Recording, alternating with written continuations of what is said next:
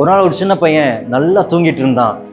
அப்போ அவங்க வீட்டுக்கிட்டக்க ஒரு நிறைய சைரன் சத்தம் கேட்குது. உடனே எந்திரிச்சு லைட்டை போட்டு பார்த்தா அவன் வீட்டெல்லாம் புகைமூட்டமா இருக்கு. என்ன அப்படின்னா வீட்டுல கீழே தீ பற்றி கப கப கபகன்னு மேல வீட்டுக்கு மேல வந்துட்டு இருந்துச்சு.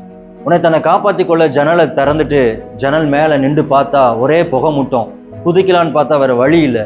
உடனே பயத்துல அப்பா அப்படின்னு அவன் கத்துறான். இப்போ கீழே இருந்து அப்பாவோட சத்தம் கேட்குது, மகனே குதிச்சிடுறான் அப்படின்னு சத்தம் கேட்குது. உடனே பையன் சொல்றான், ஒரே புகைமூட்டமா இருக்கு, எனக்கு நீங்க எங்க இருக்கிறீங்கன்னே தெரியல அப்படின்னு சொல்றான். உடனே அப்பா சொல்றாரு, நீ என் கண்ணுக்கு நல்லா தெரியற, தைரியமா குதிடா அப்படின்னோடனே பையன் தைரியமா அப்பாவுடைய சத்தத்தை நம்பி குதிக்கிறான். அப்பாவுடைய கரங்களில பத்திரமா வந்து சேர்ந்தான்.